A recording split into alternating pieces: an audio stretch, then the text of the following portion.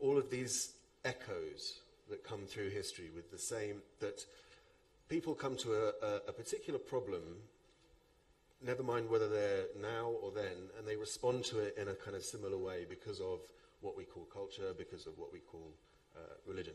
This is not to say that the people who were doing it in the 19th century were exactly the same as today, but some of the arguments that they have, some of the discussions that is happening today are very, very, very similar to those in the past.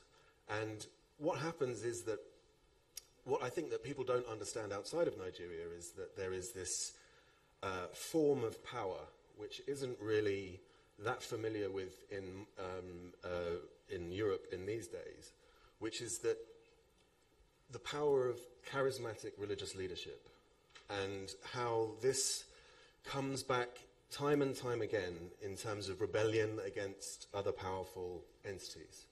So if you have in the old Hausa city-states, there would be, quite frequently you would find, a very charismatic preacher who would gather a group of people around him, and in order to kind of project themselves forward, would come into conflict with the rulers of that place. And it would, this would happen again and again and again, and it's not just the well-known ones like the Sokoto Caliphate. It would happen in different kinds of circumstances. And all of these, these circumstances have different outcomes, and some things about them which are slightly different, and there's nothing written that it's actually going to be the same. But, we can also look at those trends, look at those modes of rebellion and resistance, and understand a little bit more about why it's happening here, instead of just saying, well, it must be, Al-Qaeda. So ethno-linguistic identities, occupational identities, and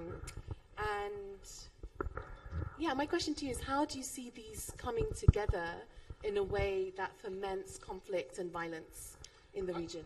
Thank you very much. Actually, I was trying to get to that because we have had in this country in recent time is the Ombase crisis. It wasn't, Ombase is not a Muslim or a Christian. These were people who killed 10 men, especially in Kaduna. Was told by the former governor, Ahmed McCaffrey. And he told me, he said, I think the crisis, it was in 2001. He said, during the crisis, the people who identified with Islam were in a certain section, killing Christians. People who identified with Christianity, they were in another section, killing whoever identified as Muslim. So, the people in the Christian area, one guy was just passing by, said they wanted to do so. One guy drew a dagger, said, complete this sentence in the name of the Father, the Son, the guy said, and the mother. Everybody laughed. But that was how he left. But that kind of killing, how do you characterize that as religion? But that's the kind of thing you have when you have this kind of crisis everywhere, where people are using religion as a tool for mobilization, not only to advance private interests, but also evil within the context of our own politics in Nigeria today. Thank you, Shegun. And Othman, going back to my original question, what is it about religion that allows it or enables it to be used as a tool in this way? Either about religion or our society's views towards religion, or the way that we're socialized into religion. Please. Well, I will talk about Islam. That's the religion I know most. Islam has a prescriptive way of worship. So there's nothing like what is wrong with the practice of Islam today or the practice of Islam then. What was Islam during the time of the Prophet is still the same Islam now, theoretically, all right, according to the tenets of Islam. The practice is still the same. But our problem today is that Islam as a religion has become an alternative, to the political life consequent upon the failure of the state. Nigeria is, let's be very blunt, it's a failed state. There's nothing to look up to now. So we need something to identify ourselves with. We need something that we can actually fall back to, and that is our religion. if you cannot look up to your governor or to the president or to your senator for salvation, ultimately you look up to God. Having discovered that, well, religion is actually a rallying point, politics also waded into that.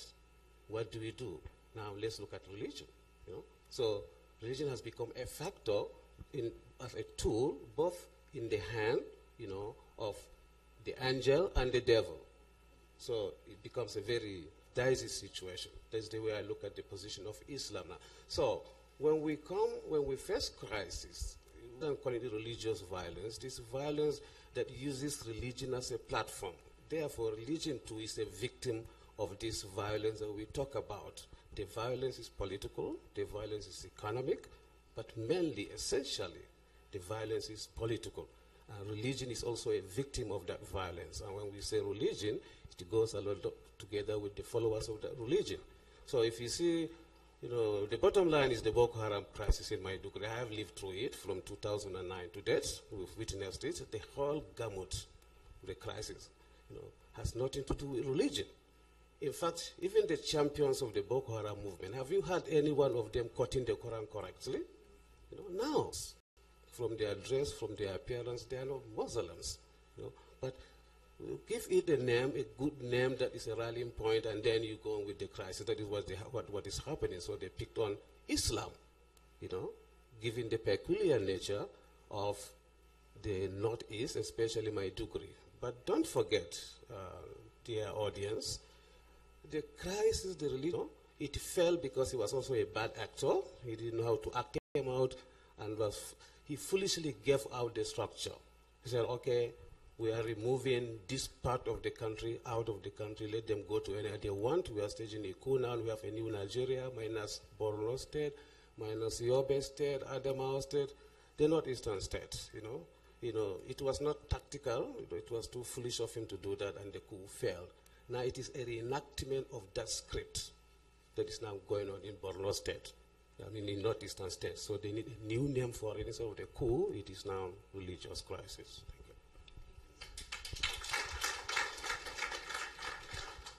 Thank you very much for that. And I think one thing that we should also bear in mind is that there's not actually a very clear picture. So in some places, you've had the conflict in the Northeast actually creating religious divisions, with Christians blaming Muslims for what happened, seeing them as the same as the people who've attacked them. But in other places, actually people coming together. So Christians and Muslims coming together against what they say as a common enemy. And they actually say, because these people were talking against Christians and telling us that we should not interact with Christians, anybody who says that to us now, we don't listen to them.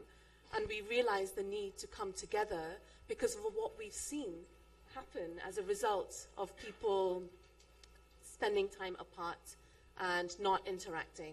So I think it's a I just wanted to talk about the religious practice thing. I mean, I'm not a specialist on the practices of Islam, but if you think about it historically, there was a period in the early Middle Ages where Christianity spent a good, very, very bloody few hundred years sorting out itself into a hierarchy in which, there was an organization that the rules came down from the top, and, if to order to go against the rules, you had to, it was impossible.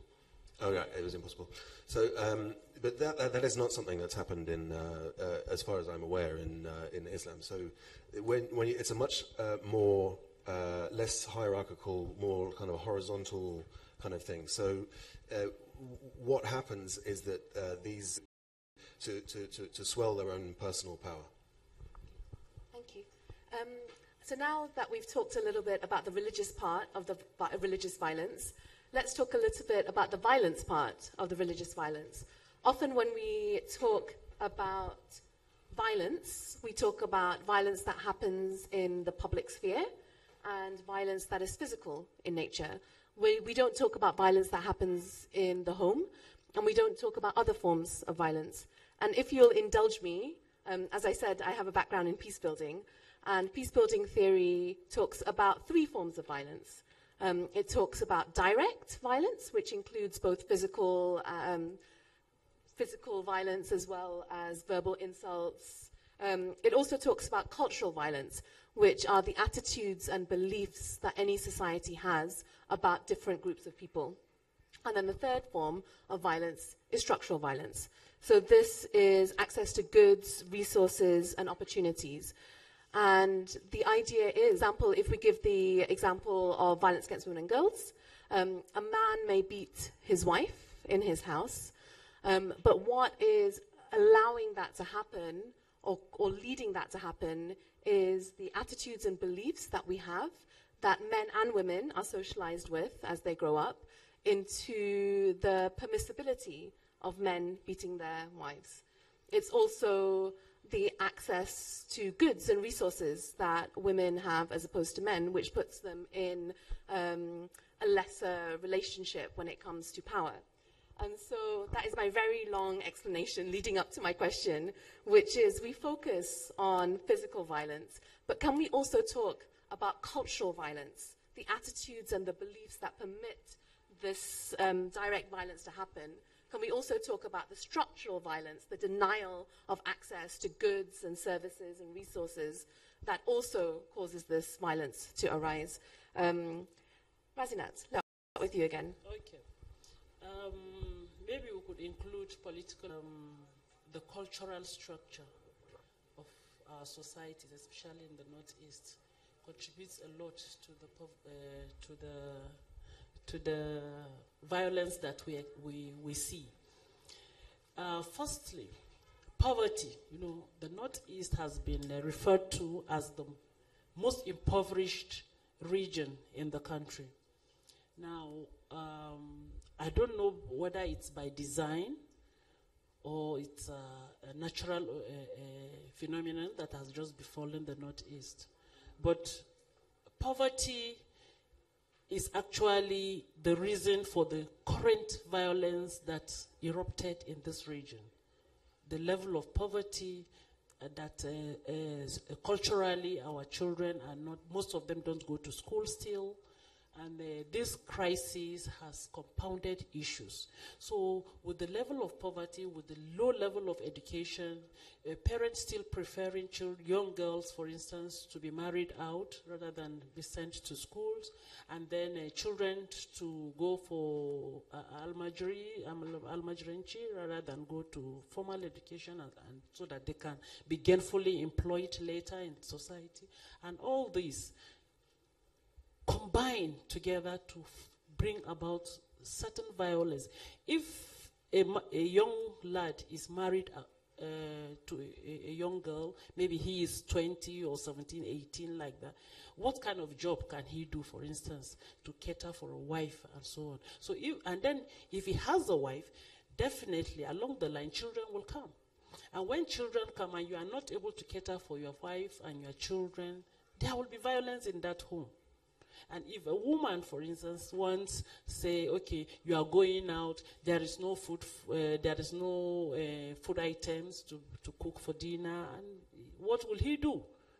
Along the line, these kind of problems will bring about violence in the home, especially.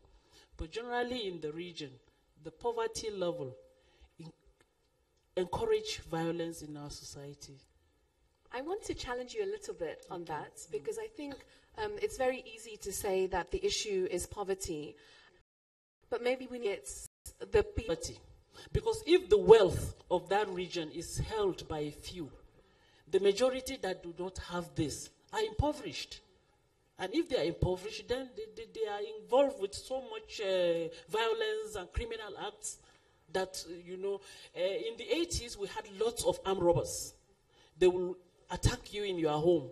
If you had maybe a television, they would take your television and go away. What would bring about that if it was not poverty? It was poverty. So if resources of the region is in the hands of a few, the majority that do not have anything are impoverished. Then they are bent to go into crime. Does anybody else have any comments to make on this question? I'm going to look at, because you've spoken a bit already, I'm going to look at Shegun and Othman, if you have anything to say on this question. Yeah, I think we can look at it from the view of the social construct of the society itself. When we look at poverty as a factor in violence, for instance. When you look at political violence, who are the people mobilized for this kind of violence? They are the dregs of the society. Even the so-called religious crisis that we have, they are not, the people involved are not. That's why education is very key. An educated person will not be involved in carrying dagger to kill the next person. So I agree to an extent that poverty is a factor, but it's not an excuse. Well, yeah, we can't run away from that fact that it is essentially, a problem of poverty in the society, But in addition to poverty, there's also the problem of laxity, right, on the part of authorities. I think it was Dr. Bugaje saying yesterday that a man will just open the doors of his garage and it has become a school, right, an Islamia school where ideologies are taught, right? And the other reverend gentleman was saying that somebody will just finish his mechanic job for the day. He goes back home and then says Jesus is coming to the church, and he opens another church, and it continues like that. When people are not circumspectious, right, especially authorities, because we are supposed to pay attention to such dynamics, right? If you are not circumspectious, you will discover overnight that you have lost control, of your own domain, or of your own authority. Then at that time, when crisis begin to erupt, there's virtually nothing you can do. So apart from poverty, there's also laxity, all right? On the part of the authorities. No, I mean careful supervision, right? Knowing what is going on, so that we all move towards our common goal. So it is poverty plus laxity. Last word on this to Andrew. I think that I agree that it's about the relationship between people and the state. I don't quite agree that Nigeria is a failed state. I think because you can point to things and say that is the state. I think it does work for a very, very small number of people imperfectly. But for a very, very small number of people, it's anarchy. That's not true. What you get is a different form of organisation at which the threat of violence is absolutely key. So even if it's not actual violence being deployed on the ground, it is the threat of violence which can motivate people to come together, to go apart, to kind of overcome some issue or fall apart over an issue. And I think that is the situation in which we find ourselves. Thank you. So we've been talking about northern Nigeria so far, and I do think that there is this impression or stereotype of northern Nigeria that especially a lot of people living in the south have.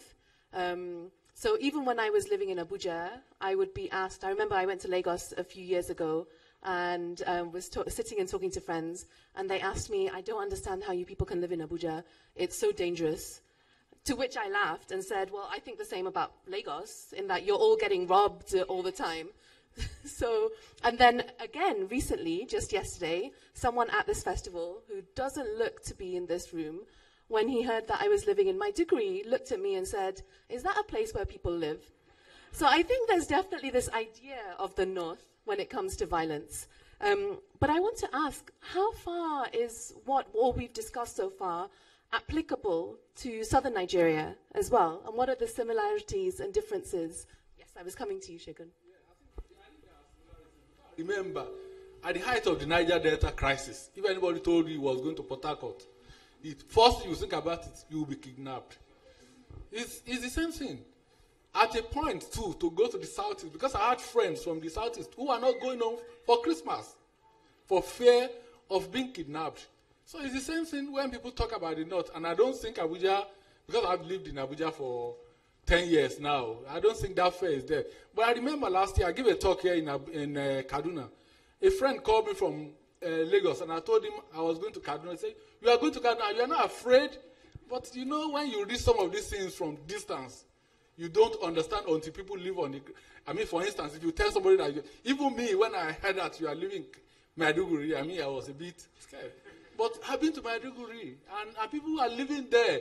Most of these things, when you hear them from distance, you paint a mental picture that does not reflect what's actually on the ground. But those prejudices, sometimes ignorance, some of those things are there. Thank you. I now want to ask about gender. everybody, when you talk about gender and violence, always automatically talks about, well, it's the women and children that are most affected. And that is true to a large extent. But I want us to look more broadly than that, to look at the ways that men and boys are also affected by violence in northern Nigeria, and the ways in which women and girls are perpetrating violence. And I say this having just finished a gender assessment in Borno, Yobe, and Adamawa that looks at these things. And there I found, for example, in LGAs in Borno, it was the women, young women, who actually had higher levels of acceptance of violence, who believed in violence as a way to express their frustrations than the young men, which is it's not something that we hear about very often. I also heard of women being bomb makers, about leading.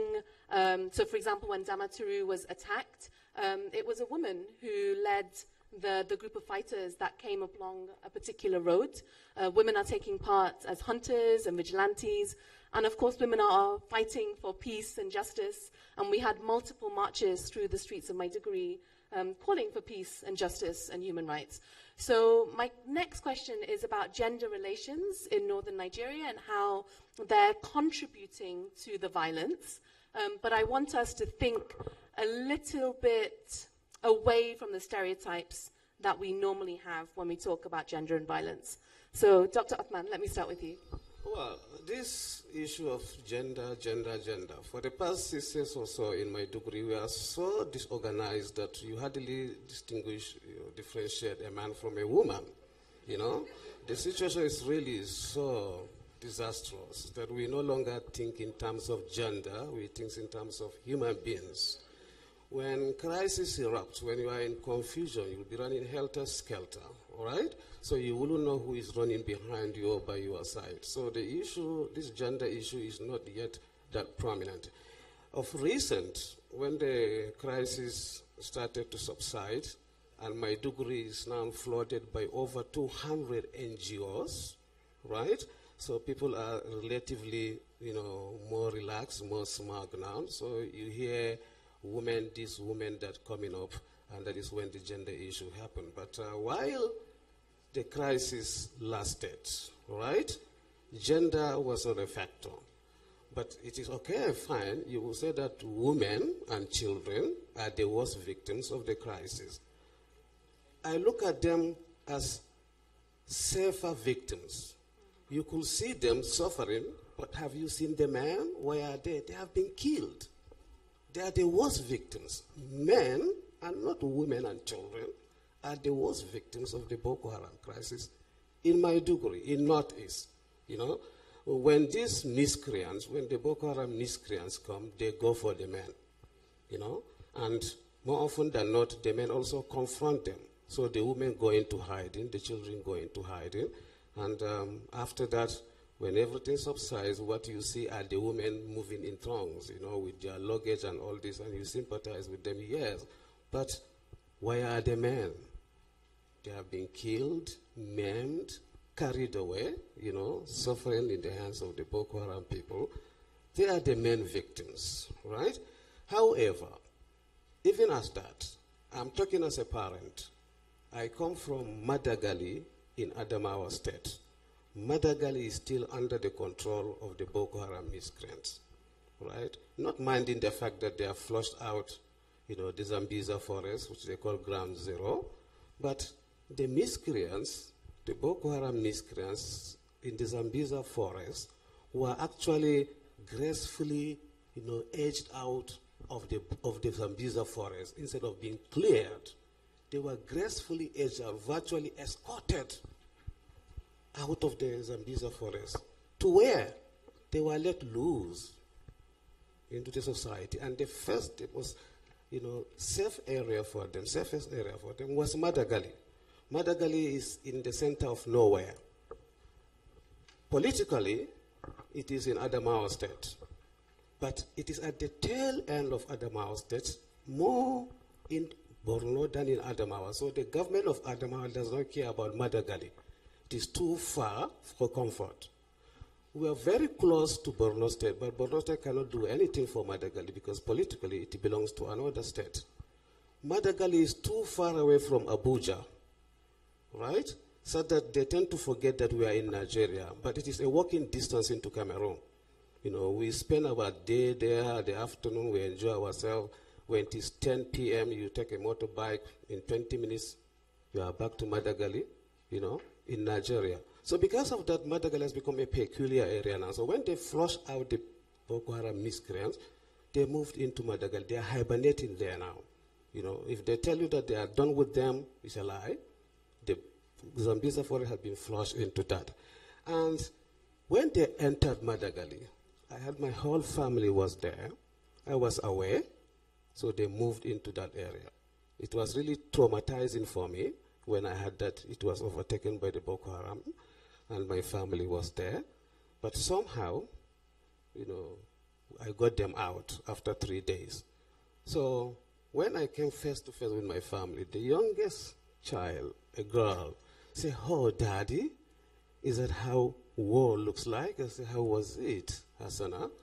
He said, "Look, I was having breakfast. You know, I was taking the spoon into my mouth, and I had a loud bang, and the spoon fell. And when I looked around, there was nobody. So I was running around calling mother, mother, mother. Eventually, I found my mother. You know, this trauma is still with her. So anytime there's a loud bang, you know, you see her, you know, getting frightened. Until recently, she has gotten used to it. We are now used to it in Maiduguri.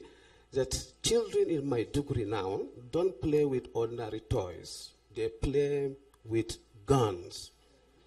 They play military hide and seek. And I encourage them to do so. In fact, I buy toy guns for them. I say, learn the military tactics. The society you are facing is a society that have been militarized psychologically, physically, politically.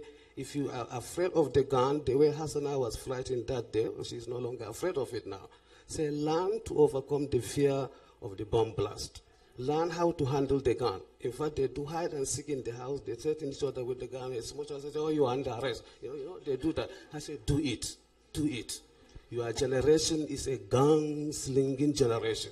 If you don't do it, you will miss it. So I'm now teaching them the psychology of the military. Right? Do it. Do it. Do it. Okay. So, you know, these are the something the victims.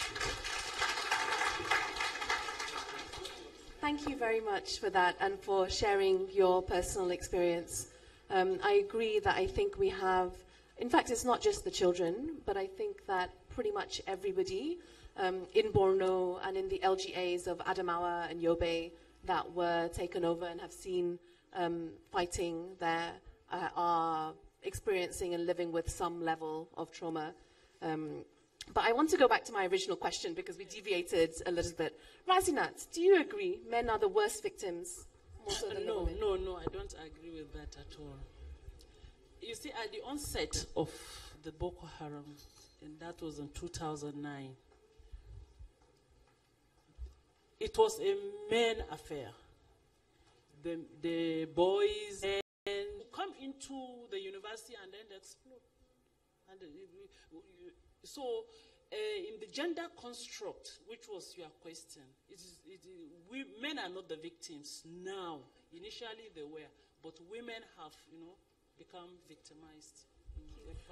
Thank you very much for that. And I think both of those contributions gave a good picture of exactly what's happening to men and to women in northeast Nigeria. So men were seen as members of the sect. They were targeted by the military. They were arrested, detained.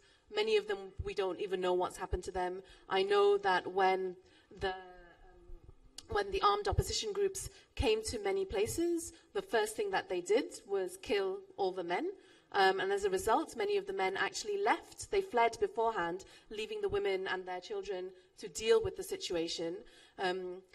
And now we have the situation we find ourselves in, where in many communities, the majority of the people who are living there are women, girls and boys, as well as the elderly and the disabled.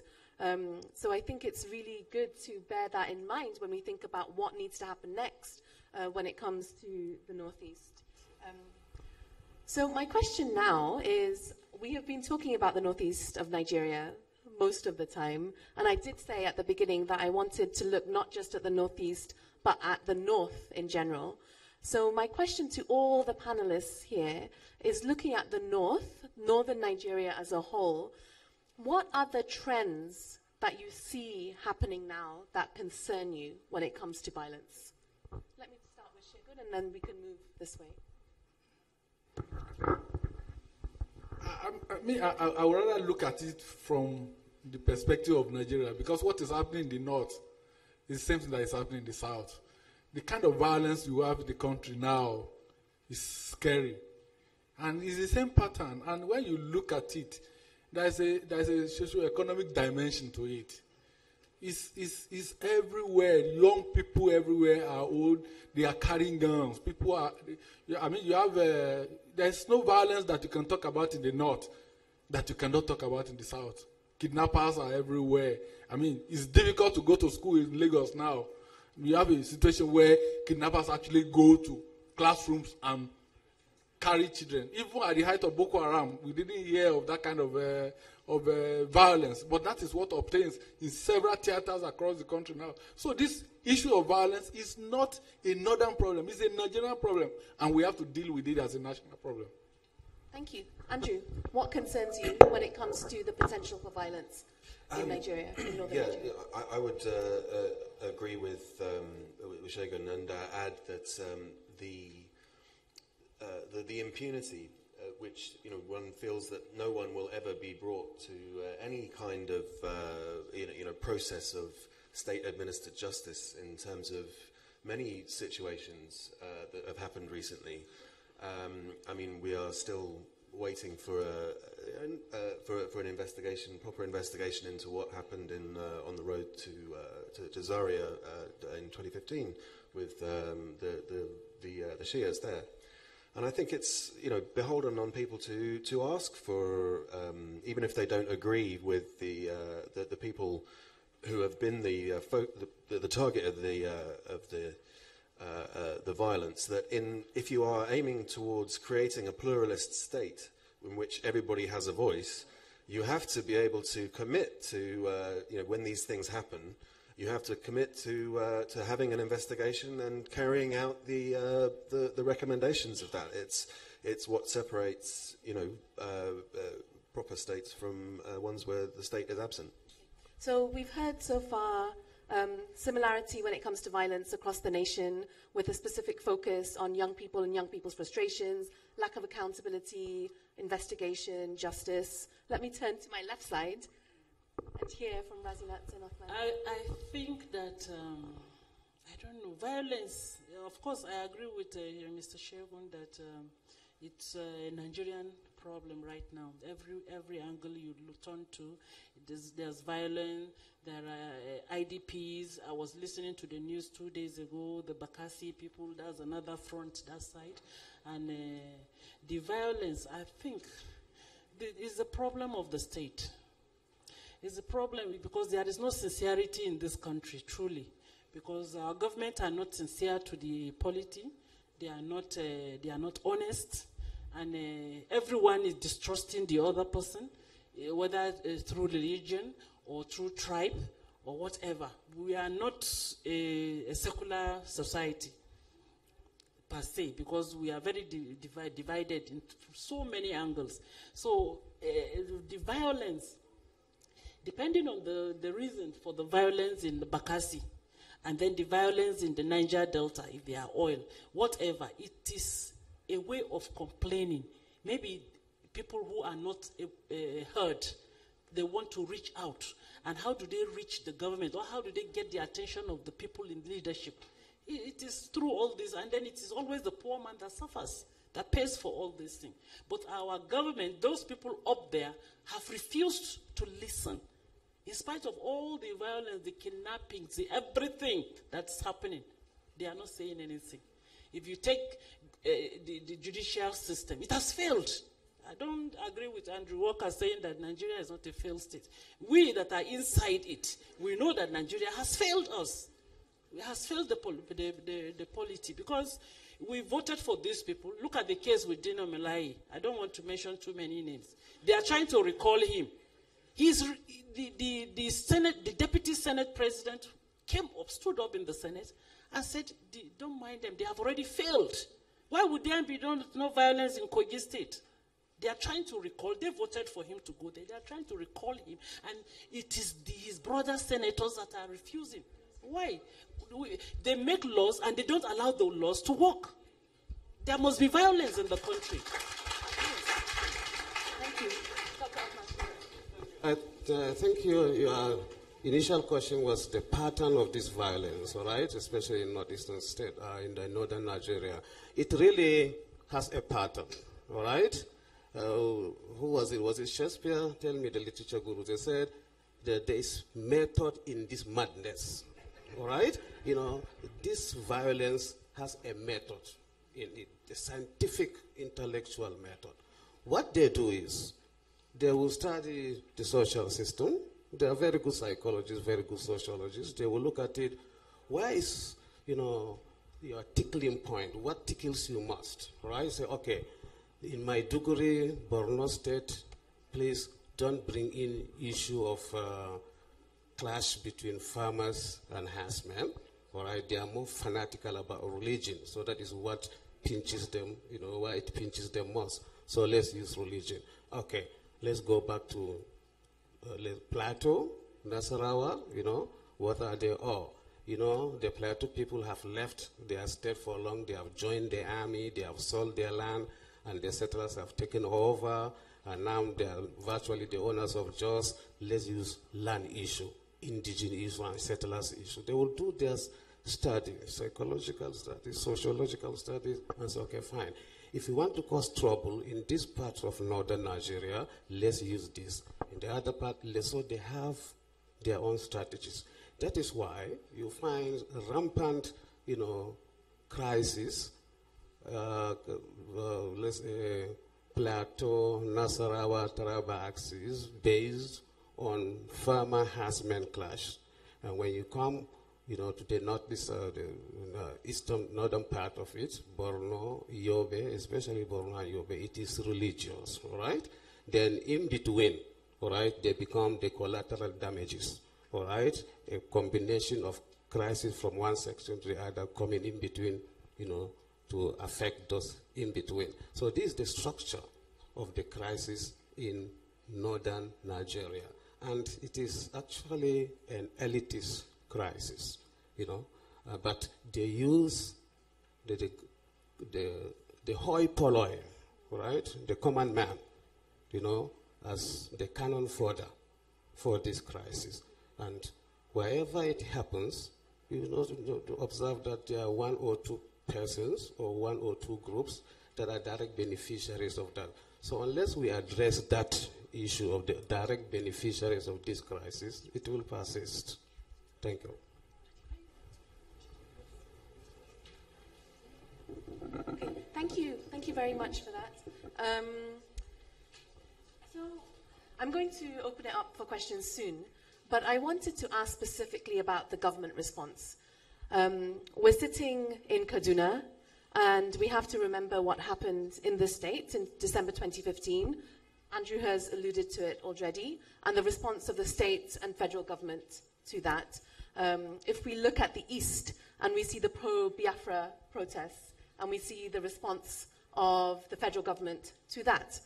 Now, one of the things that I am concerned about, and it's surprising that none of you have raised this, is the statements of the so-called Arawa youth that we've been hearing recently against the Igbo.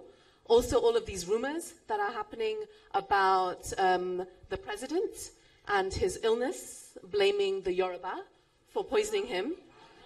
I'm sorry to say it, but I think you're not hearing that. Okay, well, let me say that I have heard that a lot in Borno and Adamawa specifically. You may not have heard it, but it is being said. And for me, I am seriously concerned when people start talking like this about the potential implications for violence. You're almost setting yourself up for violence if something happens. So, Shegun, I wanted to ask you about the government response. No, is it fit for purpose, or do we need to fundamentally rethink what needs to happen? Government, the failure of government in dealing with some of these issues, I believe, is the reason for the problem. Like Andrew said, this culture of impunity has built up over decades. After every crisis, whether religious, communal, ethnic, whatever, there will always be a commission of inquiry, and that will be the end of it. Nobody will punish. There will be no sanction, nothing. Nothing will happen until the next crisis. And you have this again and again and again. When you have that kind of situation, it will only embolden these entrepreneurs of violence because they believe that they can do anything and nothing will happen. And that's the kind of situation that we have in the country today. On the rumor about the president and all this, I think you read a lot of WhatsApp messages. Because on WhatsApp, all kinds of nonsense. Every day. I just delete them. But I believe that social media has become a danger. I don't Twitter. Okay, I'm on Twitter. I don't see that, but I see it on WhatsApp. All kinds of nonsense people do on WhatsApp. Okay. Thank you very much. That's right. And as I said, I've heard it from people telling me themselves, but I think these are also messages that are passing along social media, WhatsApp, closed Facebook groups, etc. Andrew, government response. Yeah, well, no, I was wanting to talk about that, this situation of the fake news and the rumours and everything going around. I write about it in my book, and it's something that I've noticed as working here as a journalist, that there really is a kind of, it's really difficult to tell what is actual fact and what is just someone saying. Because what happens is that it goes into the WhatsApp group, it goes around, it comes to someone who is respectable, they believe it, they say it, it goes back into the press, and then it comes round. And by the time, one is coming, you don't know whether you're coming or going. And this is not just a problem that happens in Nigeria now. We're seeing it in America, in England, as more people, because fundamentally the thing that allows you to kind of continue with your life is that you are this person not because of fact but because of your identity. And the people who are in your WhatsApp group and continue to repeat these falsehoods and mistruths and half-truths and overheard lies and all this kind of stuff, it becomes part of the identity. And then once you're in this position, it's really, really, really, really hard to re-establish trust, to re-establish a kind of debate which is on a level. Okay.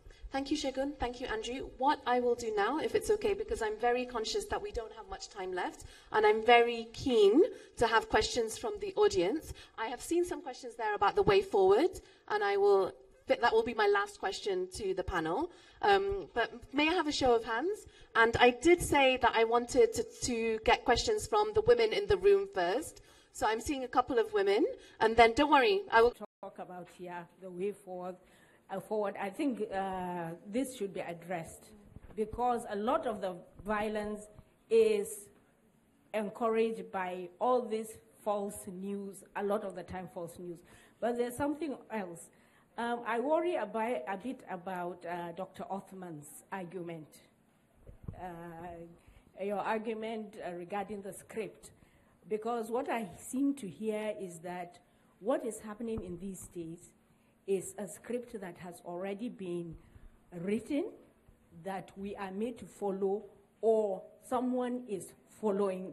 For me, I picture like a sci-fi movie, like The Stepford's Wife, where somebody is waiting to just tune us up and, we go into crisis. And I think maybe the impression is it's a plan to destabilize certain areas.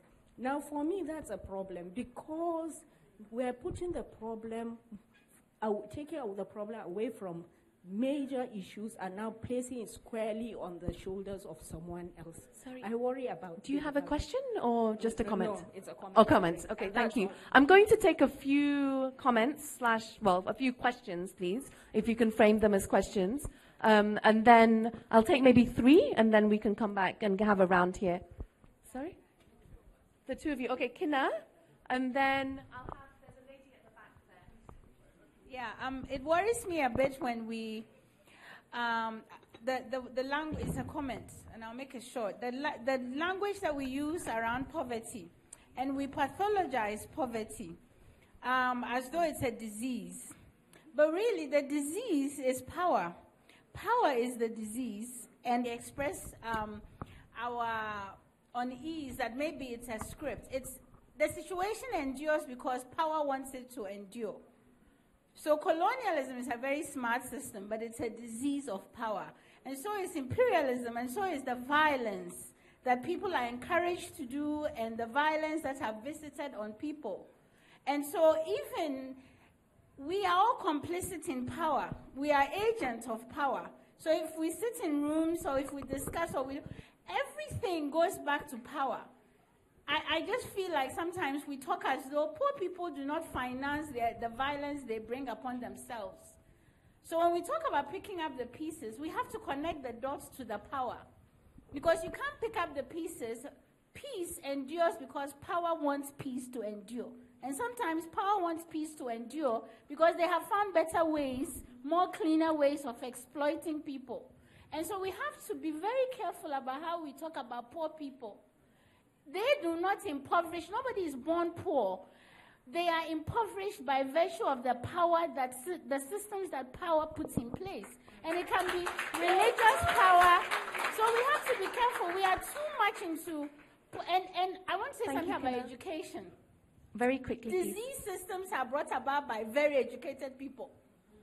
And so there is a limit to what education too, on the flip side, is a tool of disease power. So we have to be very careful. I don't know, I have no solutions, I just talk. But I would urge us, particularly as West Africans, you hear this a lot. You know, it's like, you are poor, and God doesn't want you to be poor, so you've gone against God. No, man has made you poor. On how we fight power and how we ourselves are complicit in power. Because we are complicit. If you live in a country like Nigeria and Ghana, where the inequalities are so wide, you are complicit in the violence that is going on in your country because you are on the side of power. You are yourself a tool of power. Kina, thank you so much for that. You speak so well. Yes, madam. Oh, I have the mic. No, sorry, I'm going there. I'll come back to you. Thank you, Kina, but I am the one who is chairing this panel, not you. Thank you. Ma'am, yes, madam. Do we have a microphone? He's exercising power.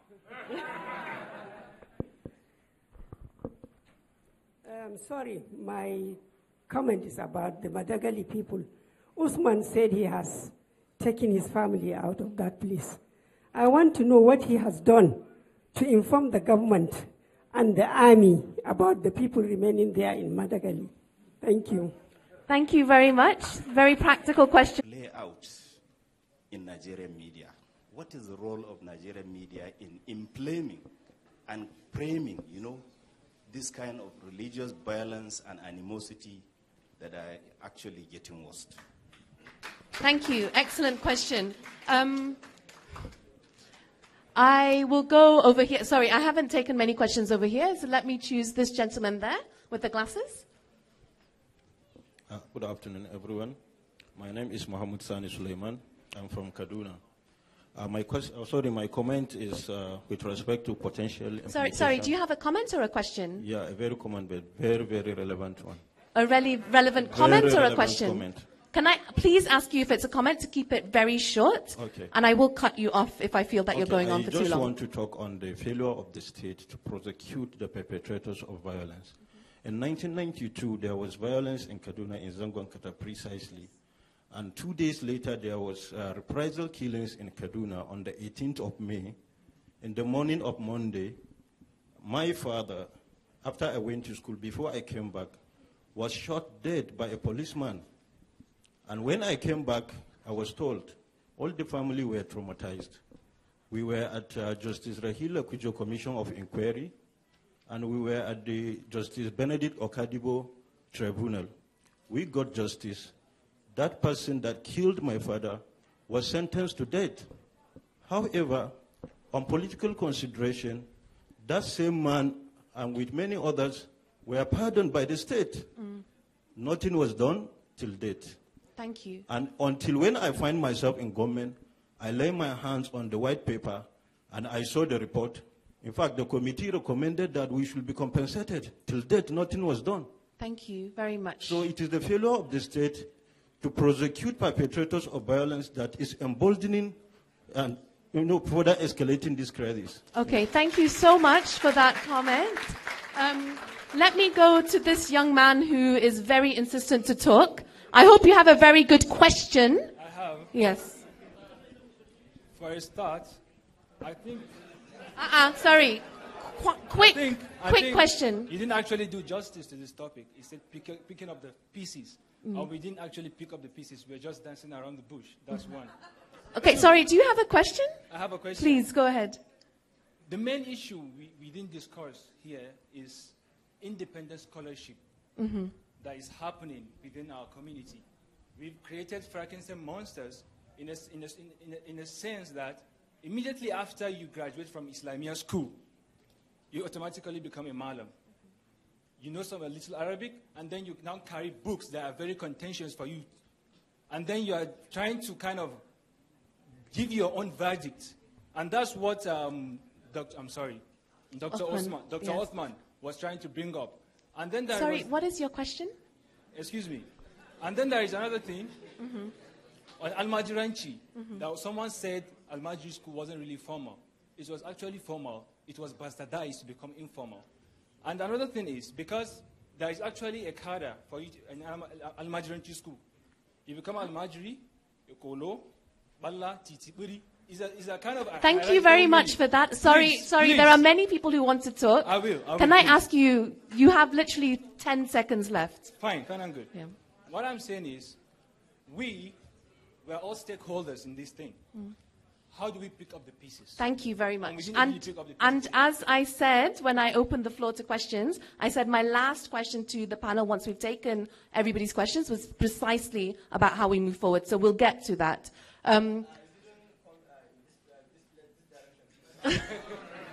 Okay, what I'm going to do, I'm going to take one more question.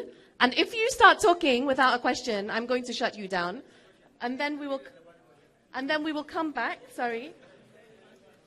and people will answer, and then we'll go to moving forward. Yes.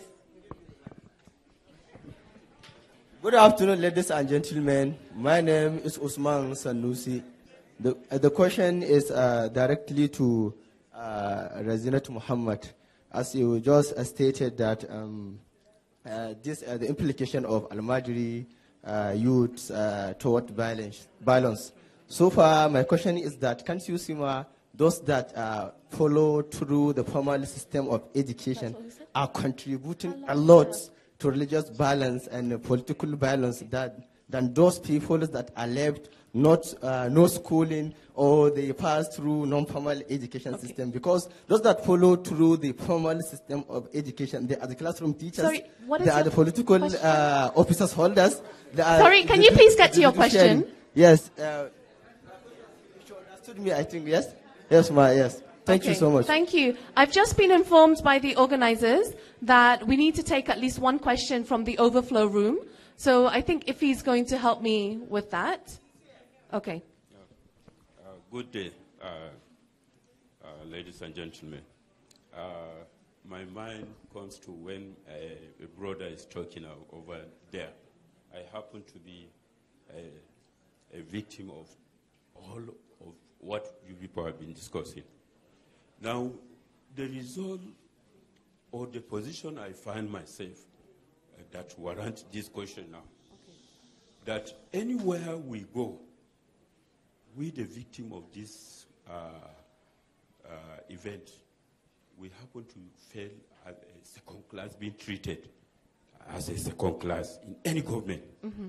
I was from South Africa before going to my hometown, Gulag. All of a sudden, just to fall in the amidst the whole train, whole activity taking place, I have to flee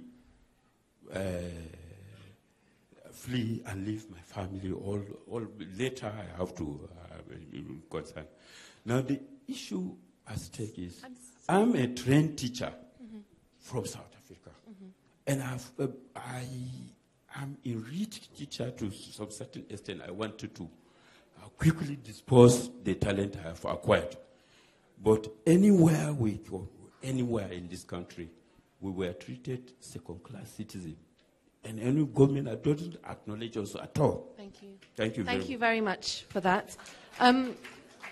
What I'm going to do is I'm going to come to the panel for their responses to some of what has been raised so far.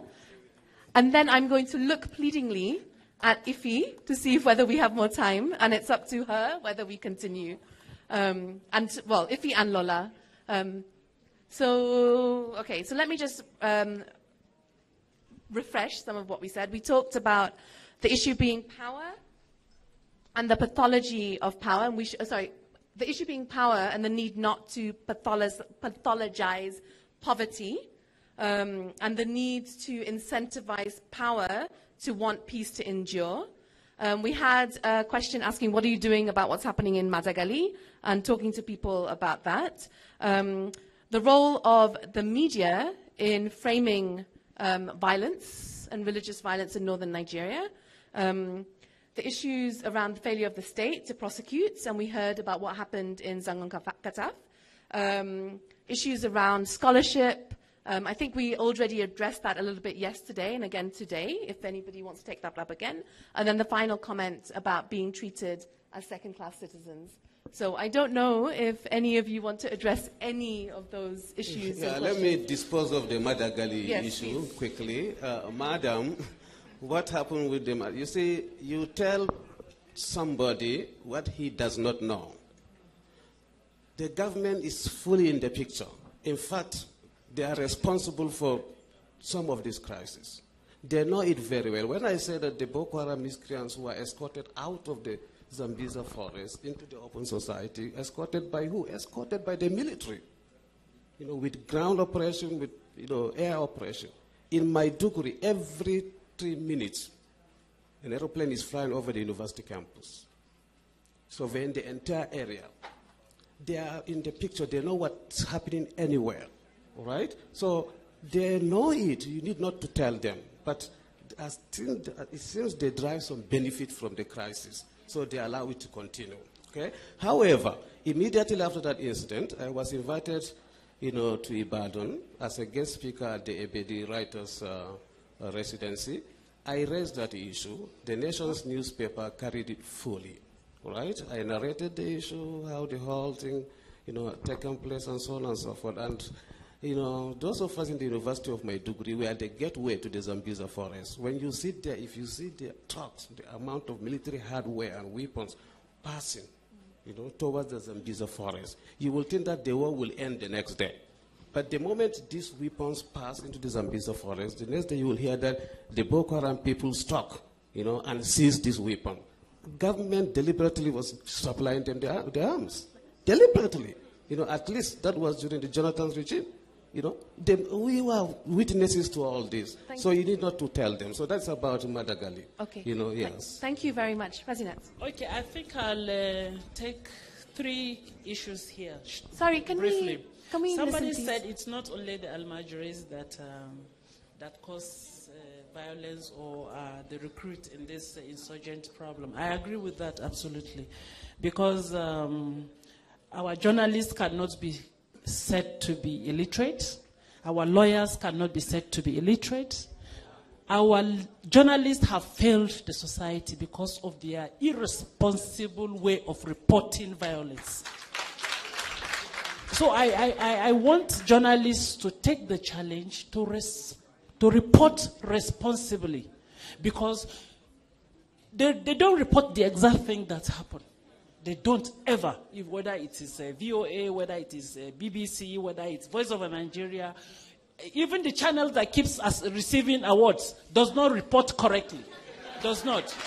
And then our lawyers, all these SAN, SAN, they are the ones who, when, I don't want to mention names again, when big shots sponsors of Boko Haram are arrested or are mentioned, they go to court, pick pick out all the big law books, and then they defend them, and then they get them out. They twist the law in this country, and so on and so forth. Then I go back to the issue of rumor. You see, Nigeria survives on rumors. As a people, we survive on rumors. Severally, they have said President Muhammadu Buhari has died. In fact, they have buried him while the man is still alive. And it is still in the WhatsApp thing. In fact, I have stopped reading WhatsApp messages because it promotes rumors, and then as Nigerians, we live on rumors because all the things that are happening in Maiduguri because of this insurgent are perpetrated by rumor mongers.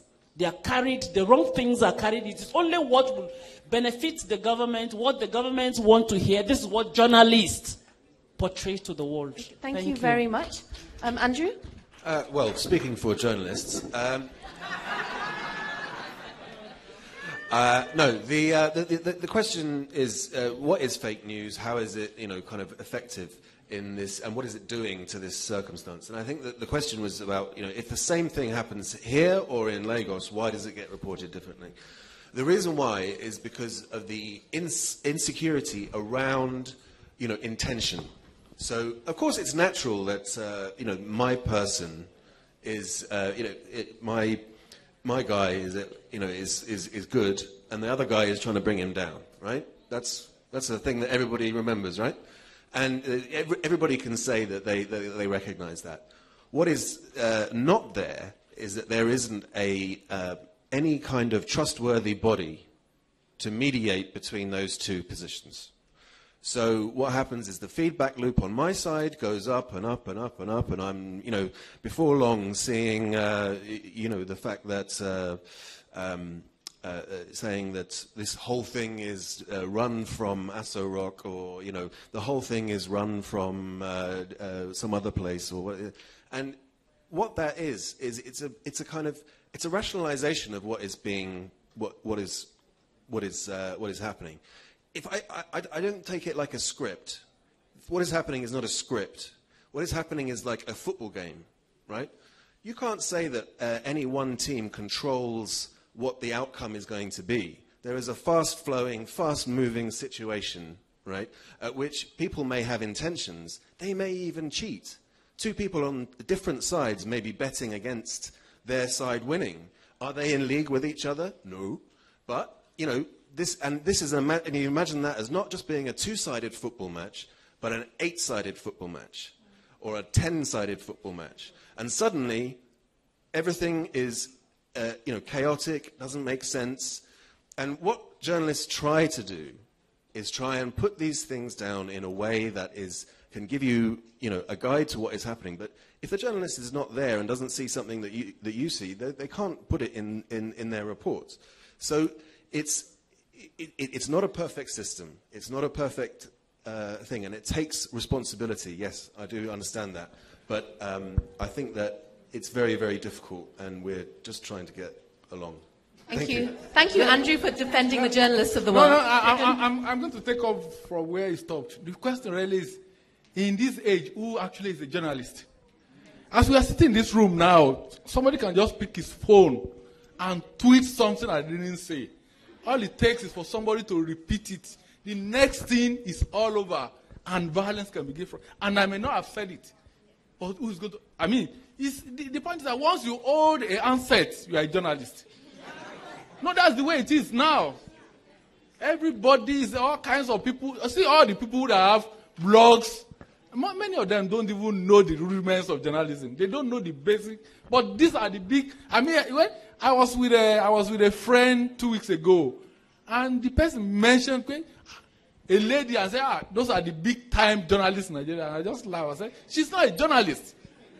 But I mean, that's the kind of thing that is going on. So the question begins from who is a journalist.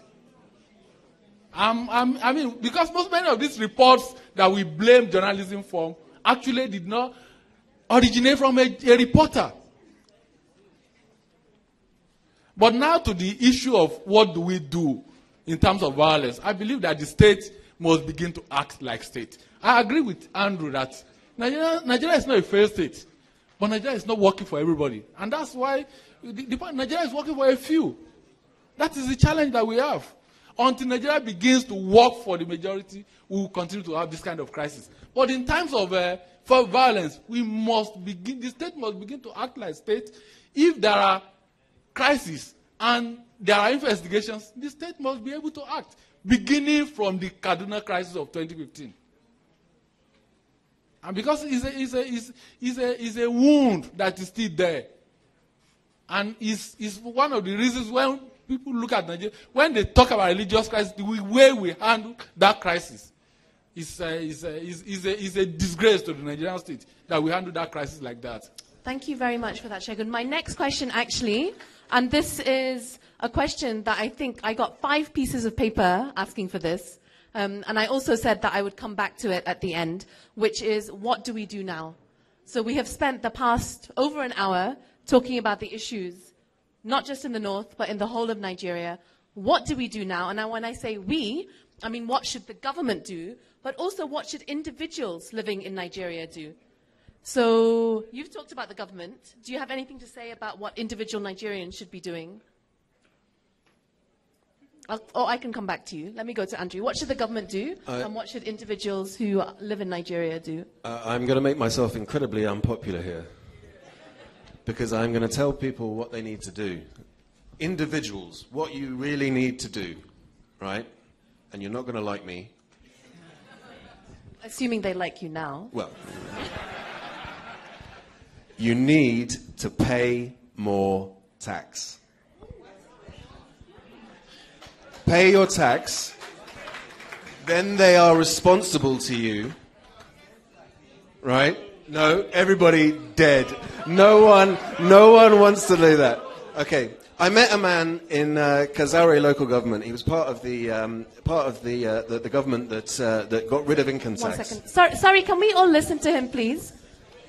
Sorry, can we do him the courtesy of listening to his fantastic, brilliant idea? This is, I'm not saying this is the only thing you need to do. This is just part of a many difficult problem.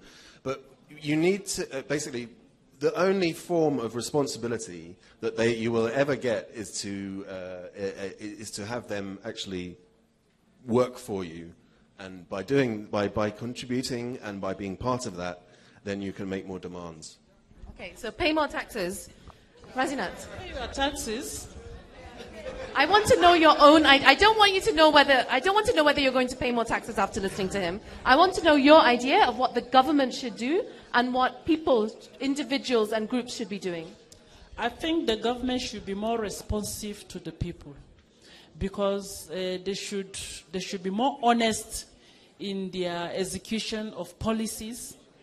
In the educational sector, they are dishonest. They are not being truthful to the populace. Health-wise, our roads are bad, and yet look at NEPA, for instance, our light. I remember since Obasanjo's time, they budgeted so much. Bola Ige was the minister of power then, before he was killed. They budgeted billions. They called in the Chinese, yet nothing happened. Obasanjo finished his 8 years and left. Yar'Adua came, halfway. Jonathan took over. They still budgeted money. Nothing was said about the money that was in Bola Ige's ministry. Still, that failed. And then this present government came again, and still they are still talking the same Chinese. What I want is, let the government learn to respect its population, because they don't respect us. They are dishonest, and they are blatantly showing us corruption, and nobody is saying or doing anything. When they do this, and then with the respect to the IDPs in my region, in Borno, look at, 60 trucks of rice vanished into thin air till date. Nobody knows what is happening. The government, they know who is responsible for that, but they don't take action. So the government should be responsible to the population. That will solve all our problems. Thank you. Finally. Very much. We are talking about the crisis, the violence now in the whole country, all right? I don't want to identify yourself with. the tendency is for the devil to take over control. This country is not working for us. This country is not our own at all. And we need to belong to somewhere, to something. Okay? It is in the absence of a credible and responsible government, all right, that can hold us together as citizens that we looked the other way and embrace religious sentiment, ethnic sentiment, all right, and all this parochialism. If the country can guarantee us that this is our country, right, and whatever we want, we can get it in our country, we will all be loyal to this country and will not be loyal to other divisive, inclinations and tendencies.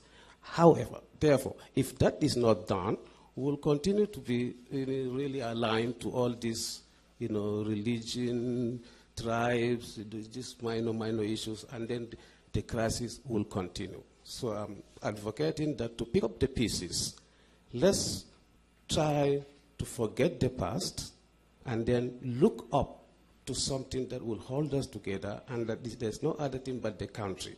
And for that to happen, the leadership must be responsible.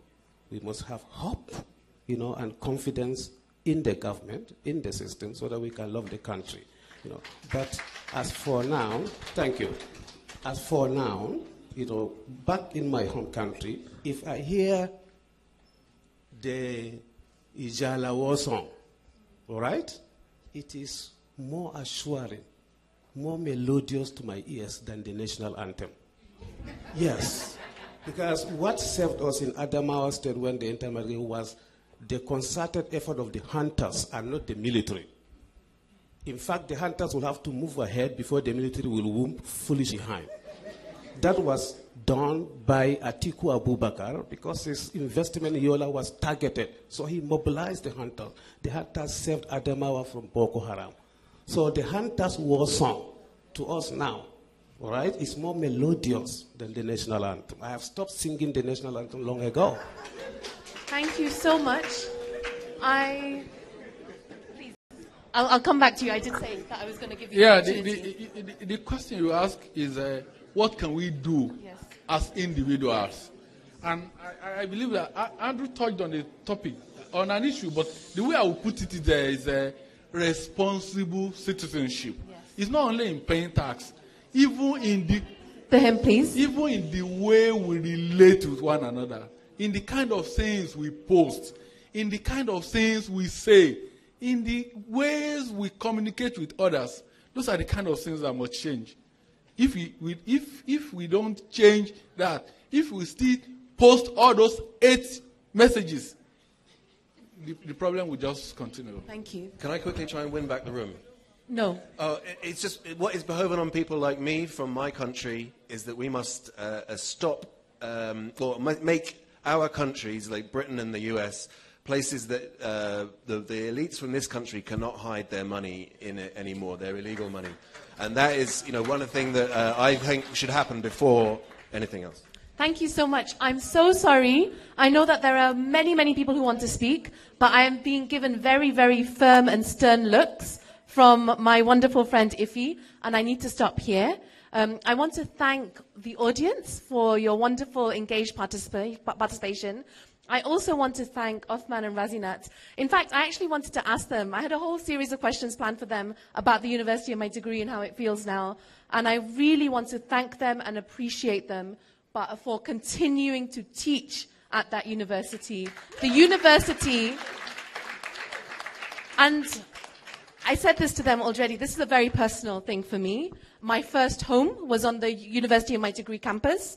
And the university now, in my degree, has become a real symbol of the city, and the fact that it has never stopped classes, even during the peak of the crisis, is a real testament to the bravery of the people who teach there. So thank you so much. We really, really appreciate you for keeping it going. I want to thank Shegun for his work and his writing and his strong call for justice and accountability here today.